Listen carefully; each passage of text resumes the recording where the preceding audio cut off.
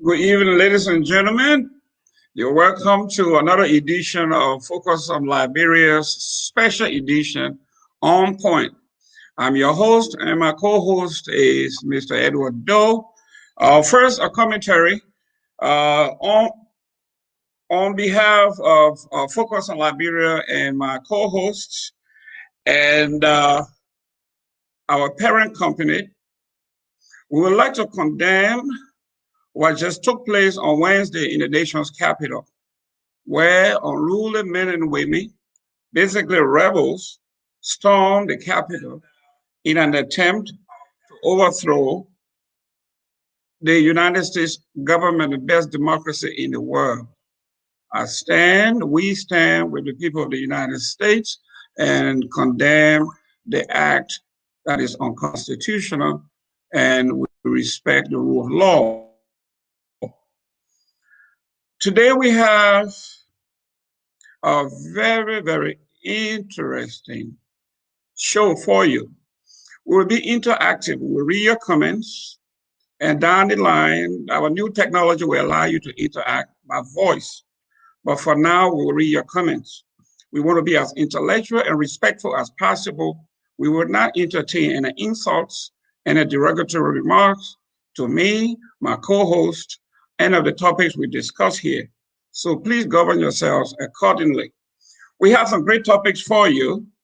Usually, it is based on topics that are based on current event in Liberia and also international news.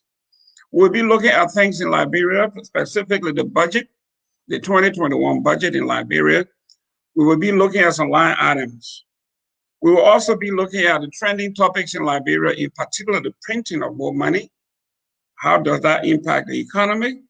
We are going to be talking to the president's travel to Ghana, what transpired there, his entourage. We are also going to be talking about the cancellation of the beach cleanup project in Liberia. Was that a great move? We are also going to be talking about the issues of the Ministry of Planning and Development and Finance. Is it a great thing to combine those two major institutions having served Liberia very well?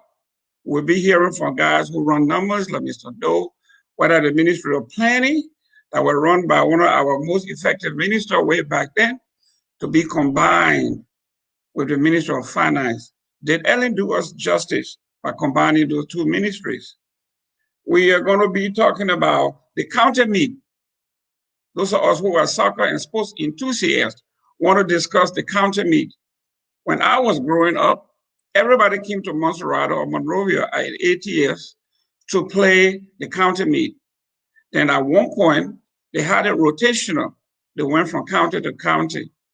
Now we have a new format where they are developed into zones. We'll look at that. Obviously, all patriotic Liberians, at this point, we are in a joyous mood and supporting our teams. And by the way, my team, Grand Bassa County, just beat Grand Jita 2-1, and we are happy. So I will turn it over to my co-host, Mr. Doe. Where do you stand on these issues and your opening statement?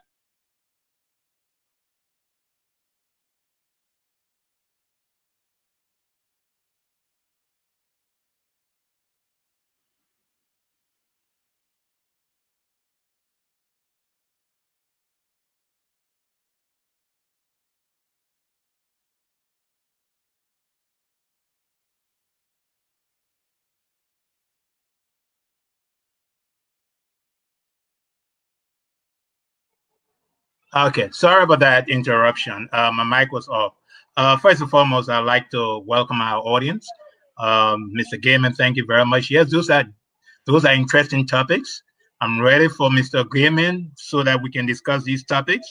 Mr. Gaiman, let's start first with the first topic. The topic on the president travel to Ghana for the Ghanaian inauguration. I think this is wasteful spending, first and foremost. The amount of interaction the president took with him is wasteful. For example, the managing director of Freeport should not be on that trip at all. And then also the manager of director of Freeport just sent out a memorandum that I read that he's going to be in Ghana for 13 days. So I don't know what is his purpose there in Ghana. And we are absorbing the cost of him being in Ghana, the lodging cost, the food cost, his travel cost in Ghana. And if you have entourage too, we are also absorbing that cost. So it's wasteful spending. And then the idea that the president traveled to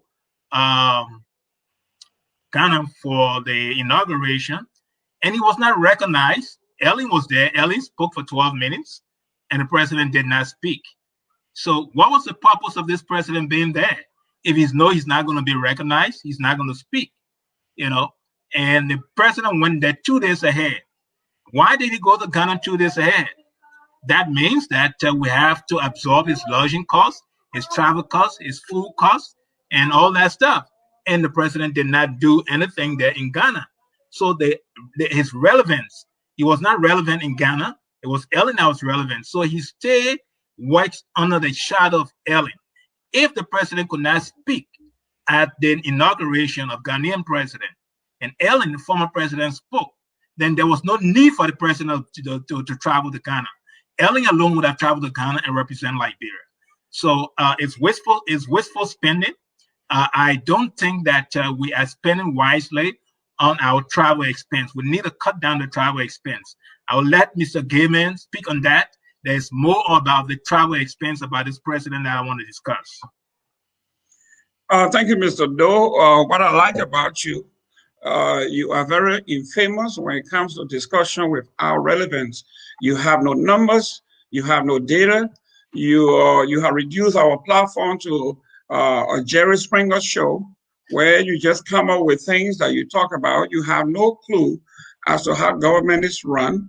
You have no insight about the inner workings of government and the entourage. When the president is on a state visit like he is now, he has to take relevant department heads with him. For instance, if you follow the press release this morning or yesterday from the Liberian government and the Ghanaian government signed a major MOU that Ghana is now going to partner with Liberia to actually take over our cocoa industry.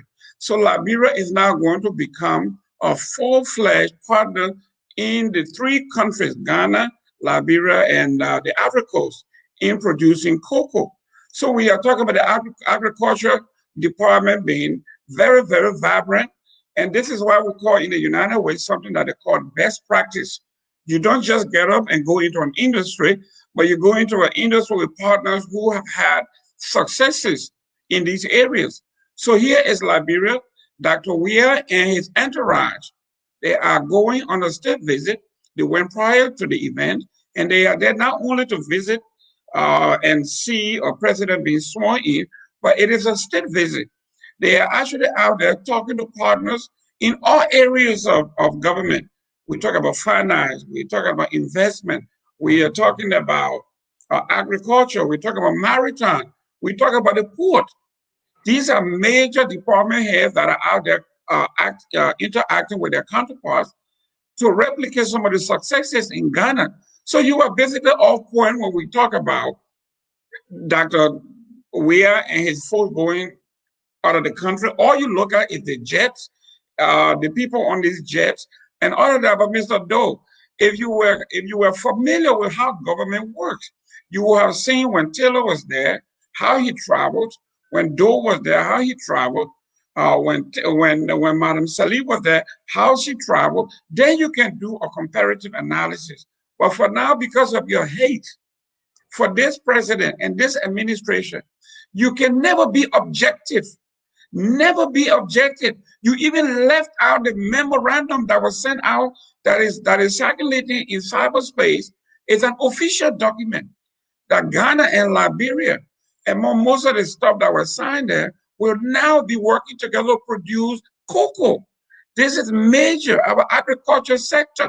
Everybody agrees that for the Liberian economy to blossom, we have to utilize the agriculture department. the agriculture ministry, our agriculture, our industry. And the government is doing just that. But you gloss over that as an opposition. You gloss over that and you go into why the department chair went on this trip. Mr. Doe, you owe Dr. Weir and the people of Liberia an apology for being uninformed. Mr. Twawe, there's one thing I like about you. You know, you like to discuss with scintillation, very scintillating. You know, first and foremost, you say I hate the president. That is a lie. You know, I do not hate anybody. You know, so your sensational, conversation or discussion, is way off point. Secondly, the travel, the entourage. All right, there are important people on the entourage that could be with the president. Yes, I agree with you, but there are others that shouldn't be there. For example, Mr. Bill Twawe, the managing director for Freeport, should not be on that entourage. He has no role in the inauguration of the president of Ghana's president celebration. So the fact of the matter here that Bill Twawe traveled, and he sent out his memorandum, which is right now on the screen, that reads, please be informed that Managing Director Honorable Bill Twawe will be traveling as part of the president delegation to the People's Republic of Ghana for an official visit from January 6 to January 19, 2021. That's 13 days. What would this man be doing in Ghana for 13 days that he cannot do in Liberia managing our port? So the fact of the matter here is that for inauguration to be taken as a place that the government going to negotiate with Ghana about cocoa, that's false. That's false. They are not going to negotiate anything about cocoa. That's not the right venue. This is a venue for celebrating Ghana inauguration, the president inauguration, and things of that nature. So the fact of the matter here, you want to bring in that they are there, let us spend the money, let us stay there 13 days, let us stay there 15 days, let the president go 2 days or 3 days ahead to vagabond himself, enjoy himself, and we absorb the cost. It's wasteful spending. It does not help us at all. We have to be very much cost conscious when it comes to our budget. And for you to sit there, and say, no, we don't have to be cost conscious. We need to spend. We need to take any amount of people on this kind of travel for a simple inauguration, an inauguration that the president was not even recognized. Ellen went to this inauguration. She spoke for 12 minutes. Your president, Mr. Weir, that you call Dr. Weir, did not speak at all. He was not recognized at all. That is disgraceful, for this money and go to the event and never spoke. Mr. Doe, there we go again. And I hate to do this to you, because when I leave after I'm done with you, I feel guilty that I will bring you down to this level because you don't do your homework. A simple question: did you watch the inaugural celebration? I did. You did from beginning to end? Yes, I did. Mr. Doe, you didn't. Mr. Doe, you asked me a question. You asked me a question. Let me ask you a question. Did your president speak? Mr. Weir, yes. Well, you spoke? Yes. Weir did not speak. Excuse me, sir. Do you know how long was the celebration? I didn't take account of the. Okay, there you go. So you cannot categorically say that the president never spoke when the celebration. I don't want to use one. No, listen. The celebration was. Listen, let me land because you've been cornered here. No, but you've been cornered.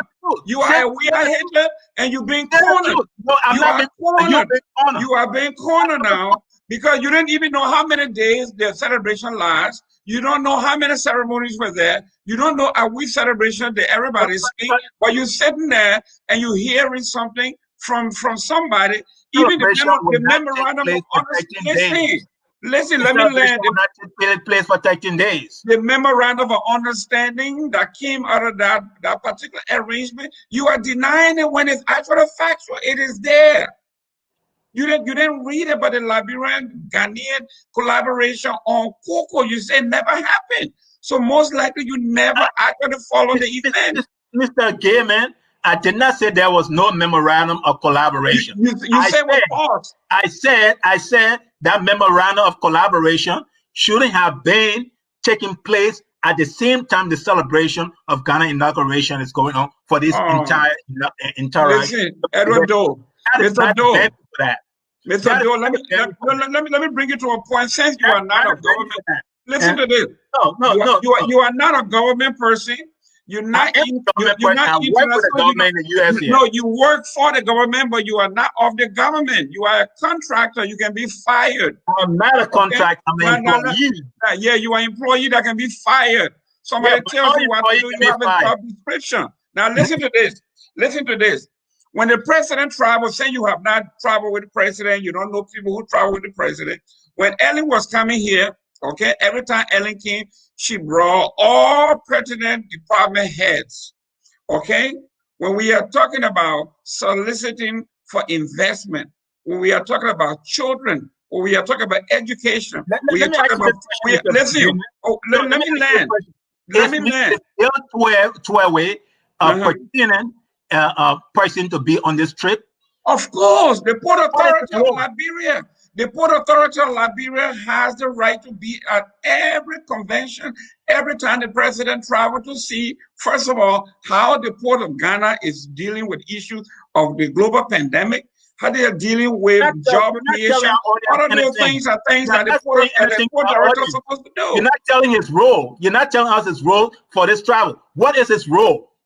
I just told you when the president travel, when they say they're going to inauguration, you don't just go to inauguration. You can do inauguration and business at the same time. They left earlier, and they will stay. Some of them will stay after the event to actually conclude some of the things that they are doing already. So you can't tell the president how the Port Authority at this inauguration.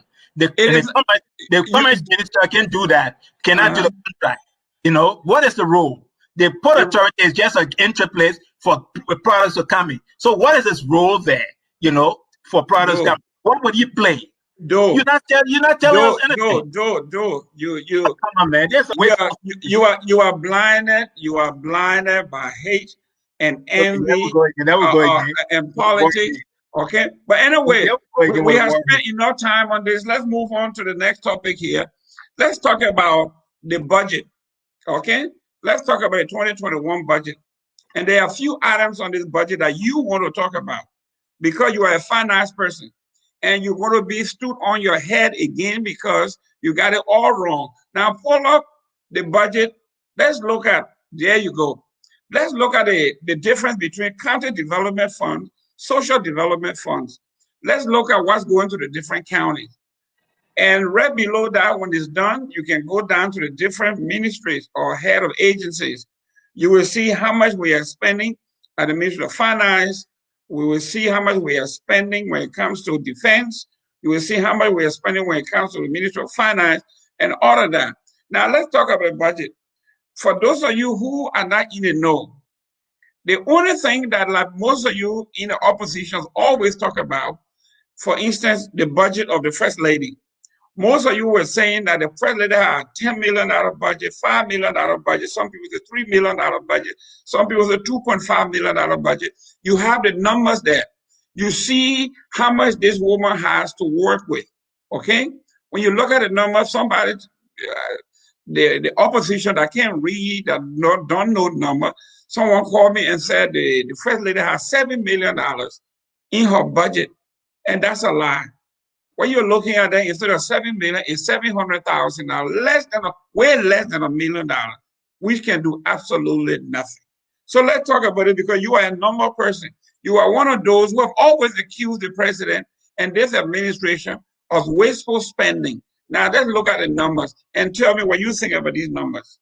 Well, the numbers is very disproportionate to the counties. First and foremost, the counties are getting $200,000. Each of the counties 15 counties are getting $200,000. That's small amount. That's small. That's too small. If you take an example for the Ministry of Presidential Affairs, getting $10 million, almost $11 million, $10.8 million for the Ministry of Presidential Affairs, that's too much compared to the counties, $200,000. Well, when are we going to develop?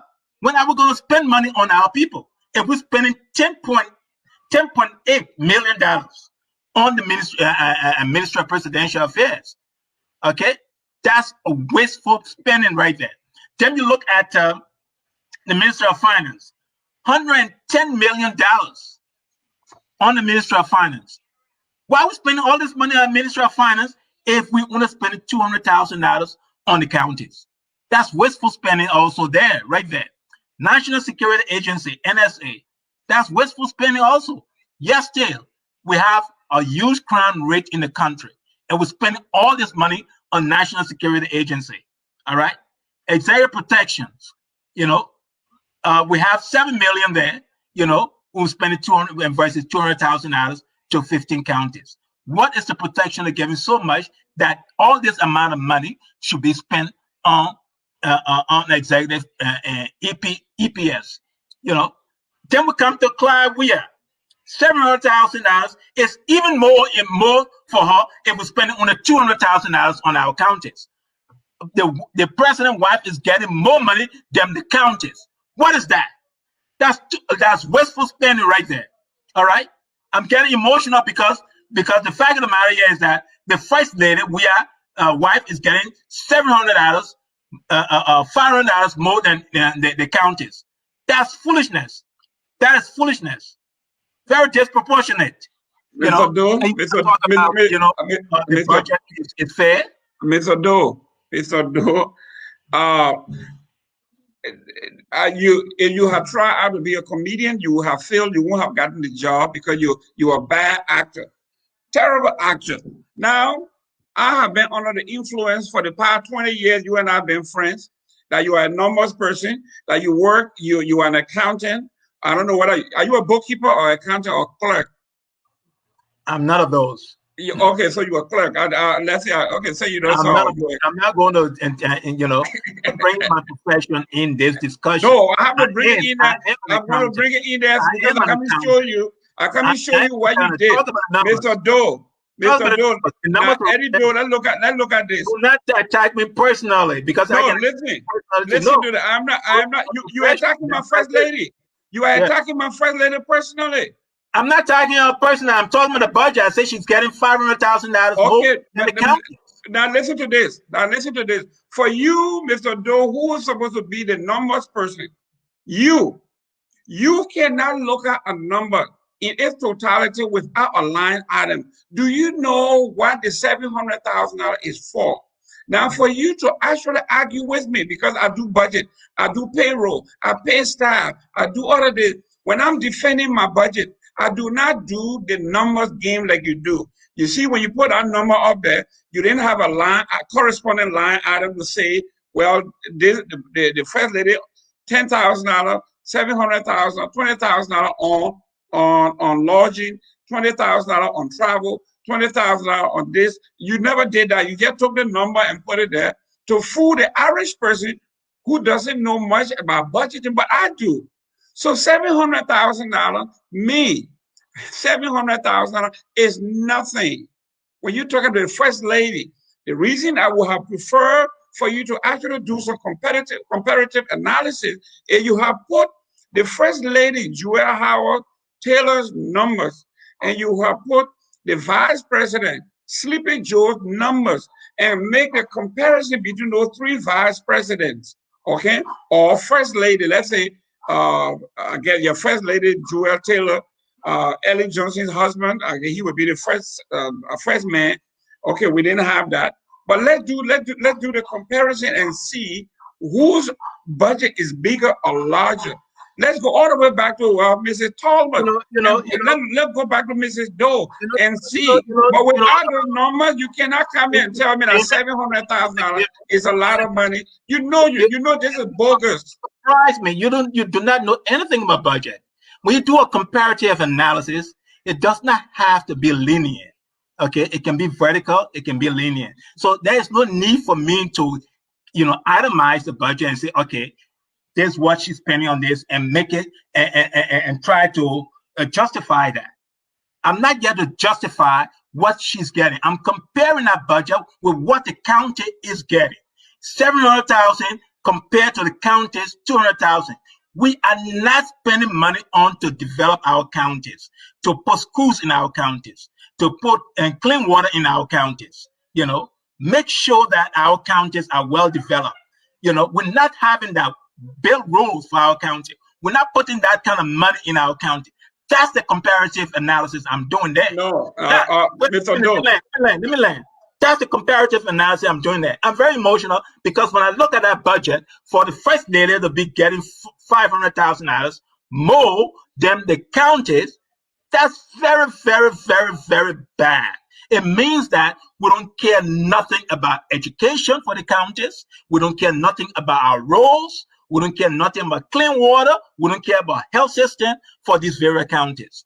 So for you to sit there and tell me, saying that I should compare the first lady budget with the historical budget of the former first ladies, things of that nature, is nonsense. We are talking about this budget, the current budget. I'm comparing it to what the counties are getting.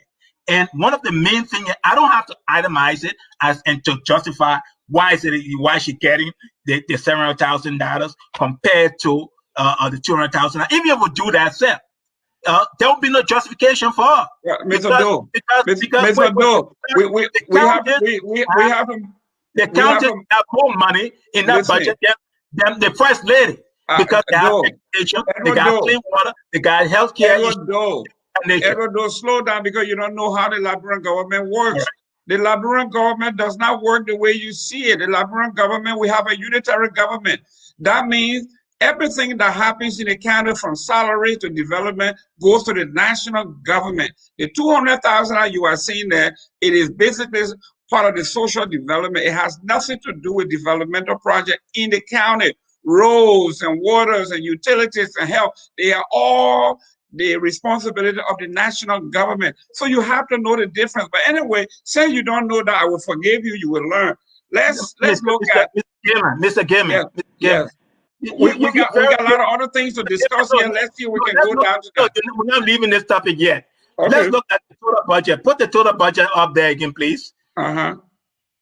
Yes. Let's look at the total budget of these various counties. You see right there at the top. Bambi County, if you and add it up together, 206,250.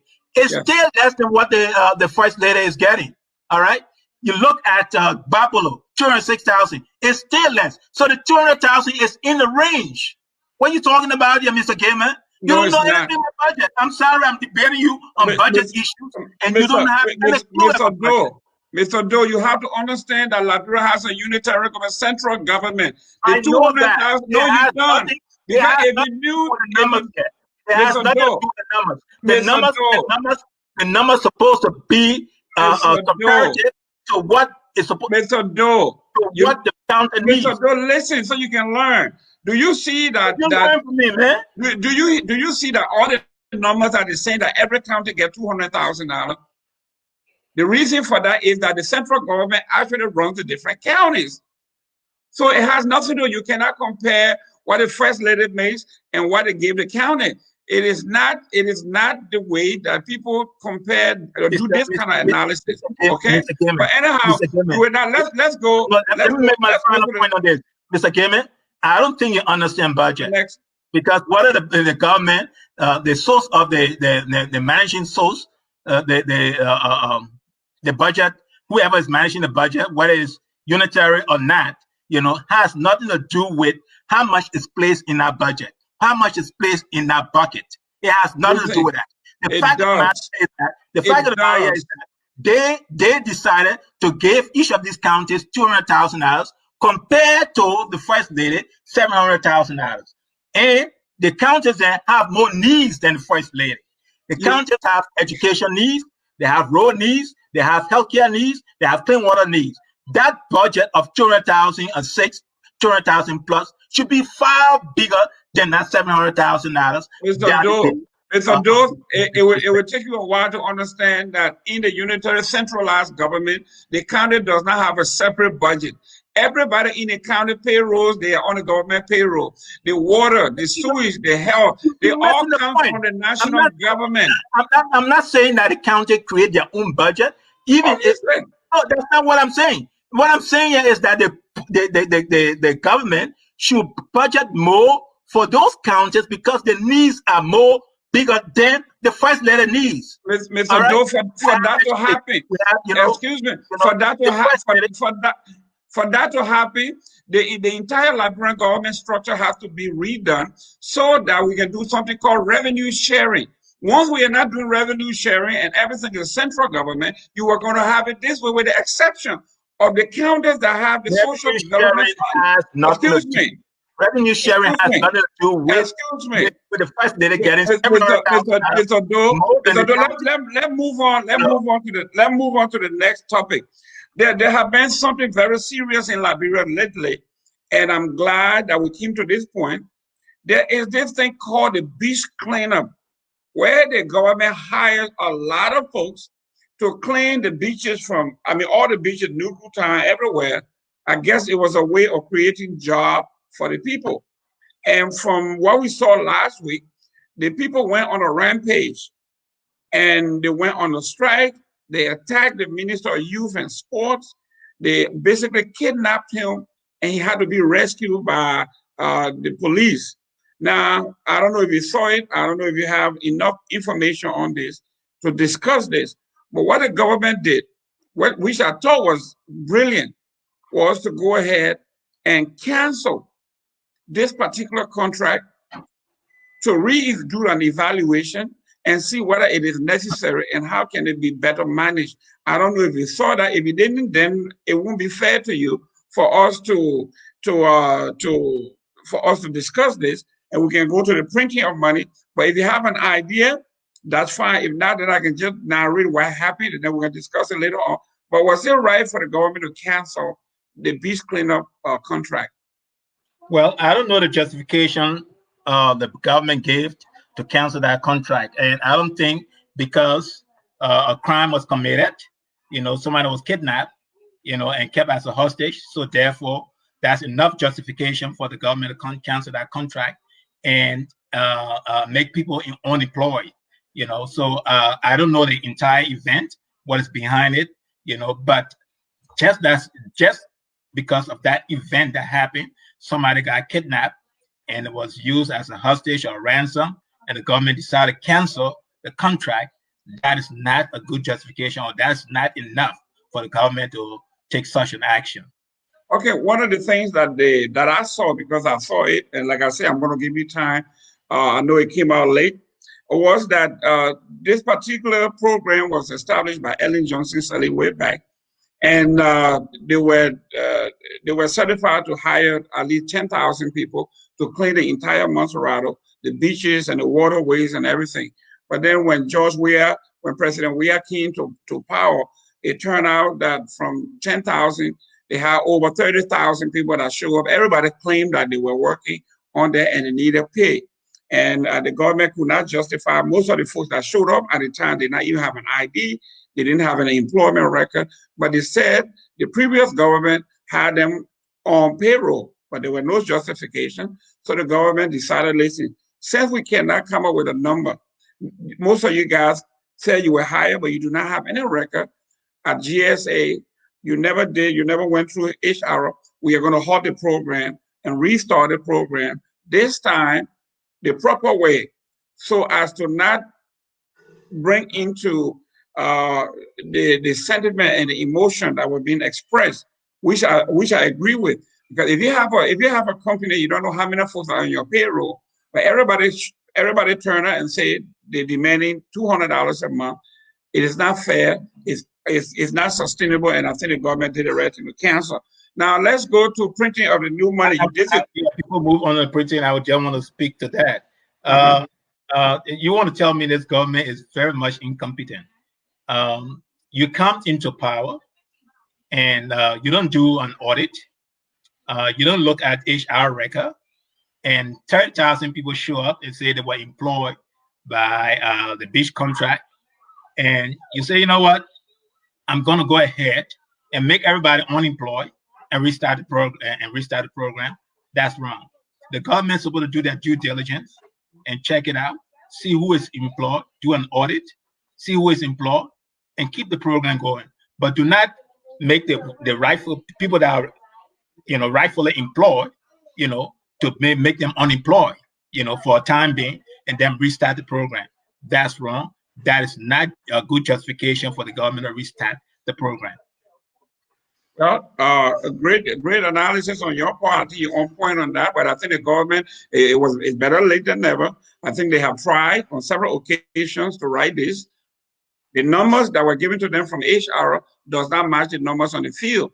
And the folks on the field are showing papers that they were employed that cannot be justified. And I think the government did the right thing. Everybody needs to go and reapply and then restart the program with a mandate. Now let's go to if everybody reapplies and the 30,000 people reapplies, then what happened? The government still going to employ 30,000 people? No. The government, the contract was sponsored by the international community for 10,000 folks. So the government cannot hire more than 10,000. That's just how it works. So they will go and take the first 10,000 that are qualified for the job and go. It makes it unfair then for those that were working from the time, what's the name? Celia Coffee was heading this program. I think Celia Coffee headed this program. For those people that are working from that time, to not be rehired or to lose their job, that is not justifiable way to restart the program. The government should have looked at it diligently, come up with some plan, or do an audit. But the government is lazy. You know what? We're not going to do an audit. We're not going to do anything. We're just going to cancel the contract. That was not the statement. The statement was that they were going to do their total analysis and do the evaluation of the program, see what works, what doesn't work, and then they will restart the program. That's what they said, and that's what a good manager would do. But let's move on to the printing of the money. No, let's go to the printing of the money. Evaluation of what? This was an issue. This was an issue that there was more employees than what the original program was. Okay, that was an issue. So what evaluate to see what works and what doesn't work? Ladies and gentlemen, this is On Point. I'm your host, Jerome Gamer, and my co-host is Edward Doe. Thank you for tuning in. If you have comments, send it out, and we're going to read it out and answer your question. If you want to debate me personally, you are also welcome to do so. If you want to debate Mr. Doe on one of our shows, he is into finance, we will be obliged to do so. Now, let's go to your major topic, your area of expertise, printing of money. We have discussed this ad nauseum, but let's touch on it real quick. What would it take to have our money supply up to speed in Liberia? We have had this issue since the beginning of time. Tell me what you think, your expert opinion, as to how we can remedy this issue. Well, I think the printing of money is not a solution to this problem at all. We have a confidence issue. We have a banking issue. One of the issues here is that people are not banking in the system, in the bank. They don't trust the bank anymore. Most people are holding money at home, so the money is not moving, it's not circulating. And secondly, too, I think the capital flight is hurting our economy as well, and then because of the dual currency, So we have to look at those things, to be able to solve this scarcity of currency, And if we can't fix that, then we're going to continuously print money every time there's a scarcity. Now, TOA is asking to print more money, and the article that I read, he admitted that that's not a problem.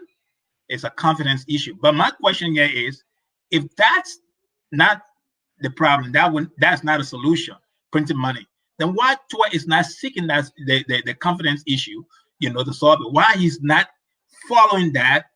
That's straightening up our banks, Let's make the people trust our banking system to put their money in their banks. Let's make people not to hold money. Let's look at the dual currency issue, whereby we can stop this capital flight, leaving the country and things of that nature. But if he's not looking at that, he wants to print money, then we're not going nowhere, because next time again, he will come up with the same thing again. Let's print more money. This is where I say the government is lazy. They go and get a temporary fix. A temporary fix. Maybe they'll fix it for a couple of months, and that's it. We want a permanent fix. Okay? A permanent fix would take hard work. It would take a lot of diligence. It would take a lot of thinking. It would take a lot of strategies, So if TWE is not taking that direction to combat the dual currency issue, to combat the hoarding of money, building trust in our banking system, then we are not going anywhere. Well, Mr. Doe, for the first time, you are on point here. The governments from the past have never addressed the issue of dual currency. And as long as we have the dual currency issue, where the US dollar is side by side with our Liberian dollar, we are going to have not only capital flight per se, but we are going to have international interference. I think there was an article 3 years ago about the Guineans and the Sierra Leoneans coming to Liberia and actually buying our Liberia the US dollar off the market and sneaking it over the borders. We have Liberians, big shots Liberians in the country sponsoring their own money changing businesses at every corner. They themselves, they are sucking every dollar off the market. As long as we have a dual currency where the US dollar is in demand, we are always going to have that particular issue. Towards you understand that when he's actually processing payroll, he does the dual payroll thing. He pays, they say, your Liberian dollar portion, your US dollar portion. To me, it's easier said than done, but it's nonsense. Why will you expend that much energy on printing the Liberian portion of the dollar on one paycheck, on one payroll? You do one for the Liberian dollar portion, and then you do one for the US dollar portion. Same thing when you go to the bank in Liberia, you have to have two accounts, the US dollar portion and the Liberian dollar portion. I've never seen anything like this. I'm not a financial expert. I am not onto the monetary supply and all of that stuff, but I've never been to any country where they would tell me, if you're going to open an account, you have to have a US dollar account, and you have to have a Liberian or Ghanaian dollar account. I've never seen that. When I was in Liberia a little over a year ago, when I stopped over in Ghana and I wanted to go spend my US dollar, I was sent to the money exchange place where I gave them my US dollar, they gave me CDs, and I spent it in the Ghana economy. As long as Liberia does not have that system, the Guineans will come across the border, buy the US dollar that is in high demand. The Ivorians, the Guineans, the Nigerians, the Sierra Leoneans will come to Liberia and buy up all the dollars, and we're going to have this shortage. You talk about the hoardings of money. It's always been the case that the Lebanese have their own way of dispensing cash. The Fullers have their own way of dispensing cash. We have the Mandingos, they have their own way of dispensing cash. The government have never found an equilibrium as to how we can bring these people into the actual economy. In this case, you have 3, 4 different currencies going on here at different rates. So there is no money that come in. I don't care how much you print, it's going to be sucked right out. So I agree with you. This one you are on point, Mr. Doe, that Liberia's main issue here, I'm not saying 100%, but the main issue here is our dual currency. When one currency is in demand around the world and everybody, it is sought after by everybody in the world, we stand no chance. You are on point on this one, Mr. Do. Let's move on to the next one. And this one, you should have a say-so in it before we go on to the last one here.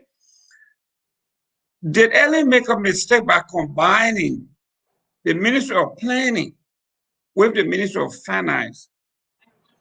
I think so. I think she made a blunder there. Those are two separate departments or ministry. They should have been kept separately. To combine both ministry and put it under the leadership of one person is too much work. And that is why we don't have any really national planning. I remember prior to Ellen time when I was growing up, the Ministry of Planning used to plan, our cities, economics, those kind of things, planning economics, look at economics issue. The Ministry of Finance is only there, collect taxes, do payroll, things of that nature. So for you to combine those two ministries and you think it's going to be cost benefit to the nation, is actually hurt the nation. The fact of the matter is that 12 is not an economics, he's not a planner. He can't do both of the work at the same time, be a finance minister to collect taxes, pay payroll, and things of that nature. So it's a heck of a job. I think we need to move these, separate these two ministries. Planning and economics should be different from the Ministry of Finance. So yes, Ellen did made a big blunder there. She made a gross mistake to combine those two ministries. Thank you very much. At this point, I'm going to turn it over to Mr. Doe so we can read some of your comments, and then we will comment to your comment. If you have questions, we'll answer them, and then we move on to our closing. Mr. Doe, can you read some of the comments, please? Yes. Cutting edge climb. Cutting edge climbs. Oh, okay. The comments here, right. Abraham Political Moderate said to says, I'm watching the entire team live from the office of the Veterans Bureau on the most talk about Bagugbe Avenue in Doe community. This is what he said. All right. Then Cutting Edge Climb said, Doe, do you know the Freeport Director's Plan of Action? Well, I do not know the Freeport Director's Plan of Action per se, but I would think that, one would think that one of his plan of action should be make sure that he maintain the Freeport, be able to collect custom duties, make sure the Freeport is safe, and those regular duties. But for the fact of the matter here is that the Freeport manager, Mr. Bill Twewe, shouldn't be on that trip to Ghana at all. Cutting Edge Climb says, reality is what we accept, not mere MOU. Good start. Okay, now this is somebody who has done something. Mr. Gaiman, hold on. There's Alfred Anderson saying, Mr. Gaiman, whom Zoom meetings have surfaced in order to cut down expenses? No. When for instance, when I worked for the Chamber of Commerce, when I was serving on a committee where we go and solicit corporations to come to Florida, you cannot do that by teleconference. You cannot do that by Zoom. It has to be done in person. There are documentations that need to be signed. There are places that need to be seen. There are operations that also need that you are going to make that needs to be seen or observed. Your counterpart that you work with, you want to see how they do things. So no Zoom meeting will not do it. It may cut expenses, but it may not actually get the job done. Go ahead. I'd like to respond to Mr. Anderson's question too. And Mr. Kim, I think you're wrong. In this day of age, I think Zoom meeting can suffice in some of those negotiations. We have what they call electronic signing of documents. So you can electronically sign documents. So we cannot omit Zoom meetings at all. And yes, Mr. Doe, go ahead. But that is what we need. We need to look for ways to cut down our costs. Some of these meetings, we don't have to have a face-to-face meetings. It can be done Zoom. Mr. Doe, for you who believe in theory is okay, for those of us who are actually implementers of policy, I will give an example. 2 weeks ago in St. Lucie County here, the Boys and Girls Club purchased a facility for $9 million. and they did a Zoom, they did a 3D, but eventually we had to go on the ground to actually see the facility. Then but that's a different situation. so no, so listen, the same thing here. If you are talking about listen, you are talking about operating a port with different technologies and machineries and everything else. The port director has to be on site to actually do visit, to do inspection, to see whether the machine work as they say they are. But anyhow, that's how it is for those of you who are not in the meeting. Not every meeting that you have to be on site. There are some meetings you can do it on Zoom. Okay, let's move on to the next comment. Let's move on to the next comment. Cutting edge claim says revitalization of the agriculture sector with value chain added, export and site manufacturing will elevate our economy. What do you say, Mr. Gaiman? What was that? Oh, forget it. Cutting edge asked me a question. Yeah, go ahead. Okay. Go ahead. The question is, when not a question but a statement. Revitalization of the agriculture sector with value chain added, export and site manufacturing will elevate our economy.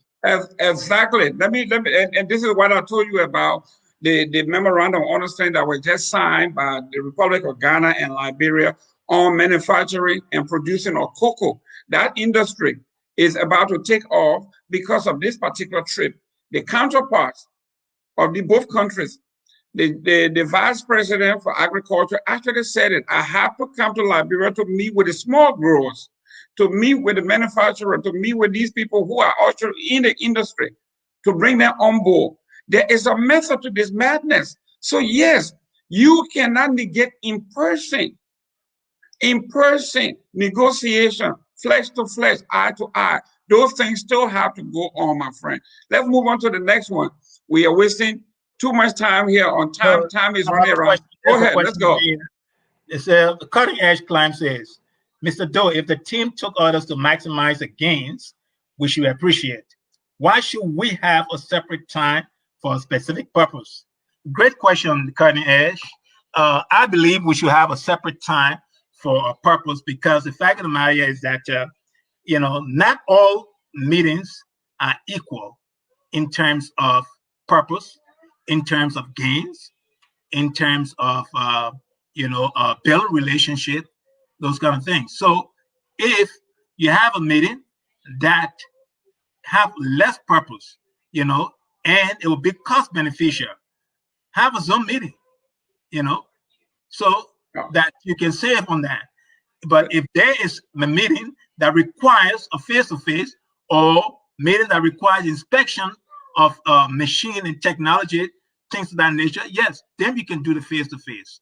But let me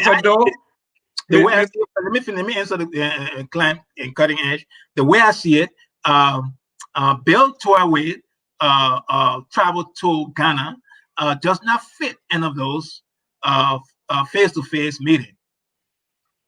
Mr. Doe, you are wrong. You are off point. When the president is going to these meetings, while they are killing 5 birds with 1 stone, they carry all department heads because they are going to meet another nation. I have all of these departments. When I was at the chamber, when I'm headed to a negotiation, excuse me, when I'm going to a negotiation. There was a question there for you. Could you please put that question back for Mr. Gaiman?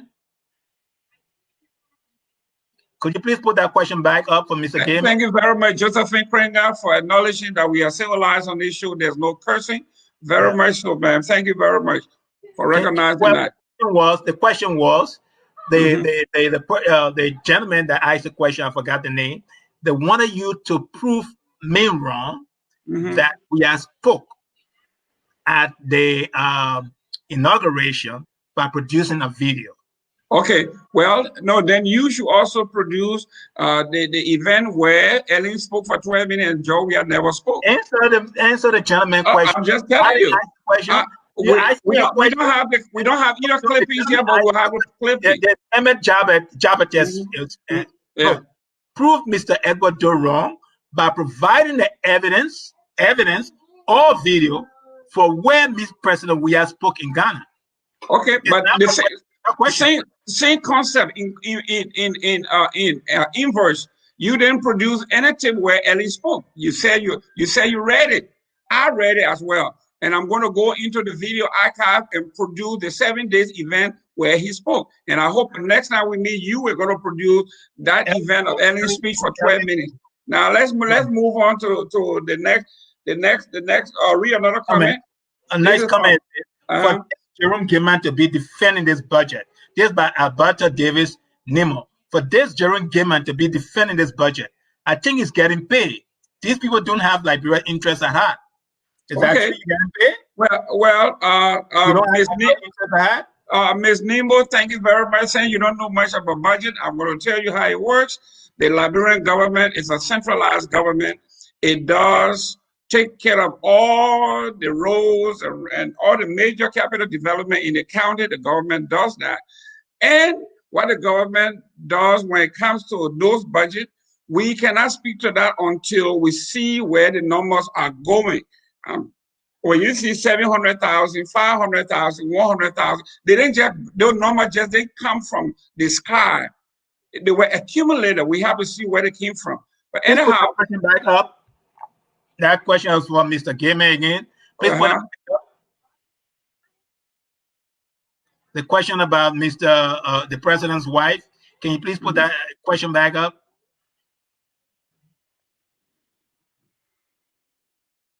All right, we don't have that question or statement again. So let's move on to the next topic. Mr. Gamer, introduce the next topic.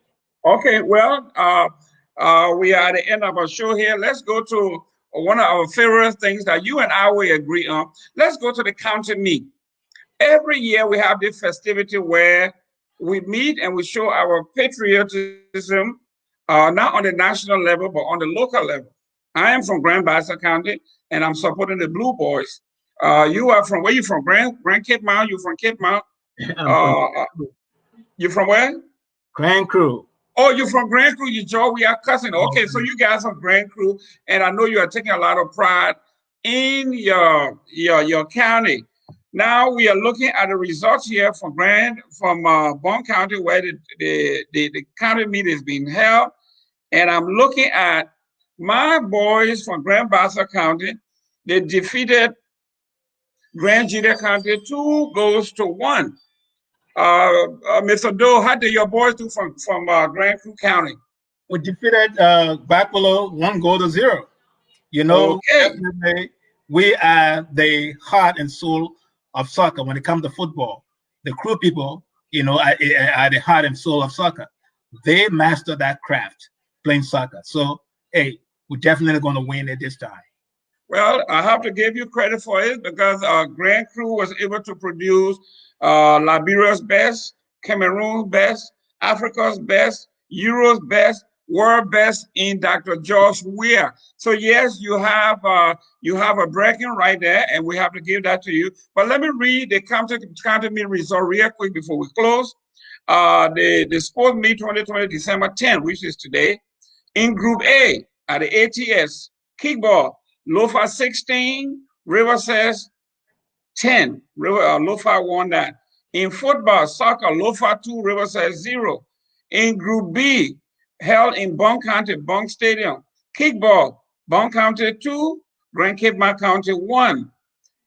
Grand Jita 4, Grand Bassa 7. Grand Bassa County 1 again. In football, Grand Cape Mount County 1, Bond County nothing. Grand Bassa County 2, Grand Jita 1. In Group C, held in Sano Sports Stadium, kickball, Sano 0, Nima 11.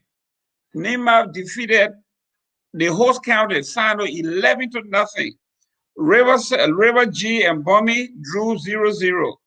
In Group D, Bapolo, were held in Bapolo, kickball, Bapolo 4, Grand Crew 2. Grand Crew lost to Bapolo in kickball. And in football, Grand Crew defeated Bapolo 1-0. Ladies and gentlemen, we love our country. We love our county. We are having a great time. The county meet is when we come together to celebrate our county, celebrate our country as a whole, but our country individually. There is a conversation going on in Liberia that says the county meet should be rotational. I mean, every year the county meet should be held in a county. and we should go from county to county. Well, when I was growing up, the county meet used to be held in Montserrat. Everybody came to Monrovia at the ATS. And then at one point, they decided to rotate it so they can spread the wealth. This time, they are doing it by zone, which I think is the right thing to do. They do it by zone. That means every county benefit. At some point at the county meet, everybody meets. Everybody benefits. I love this format. I enjoyed it. I think it is beautiful. I love it, Mr. Doe. In closing, I would love to thank our security, our folks, for keeping our country safe. The county meet is cordial, friendly, jovial, and I think Liberia is headed in the right direction. Yes, well, the county meet is a great thing that we can, kind of get together as citizens and express our patriotism, for our country and things of that nature. But one thing I want to highlight about this county meet is that this same government, the WIA that you were praising, that is the world's best whatsoever, he reduced this year's the budget for the county meet, okay, by 200K. That's a big reduction. It was last budget 300K. Now it's only 100K. So that means next year that county meet may not even exist. As a matter of fact, sir, the county meet almost did not happen. Okay, almost did not happen. So if you have a president who is a football icon, and will not put money into that sport that he played, then there's something wrong here. I'm going to close with that. Okay, ladies and gentlemen, thank you very much for watching. We are on point, and we want to thank our parent company, Focus on Liberia. We see you next Sunday, same time, same place. Stay tuned for our next show. God bless and have a great time. All right. We are Liberia. Liberia is our home. Liberia people.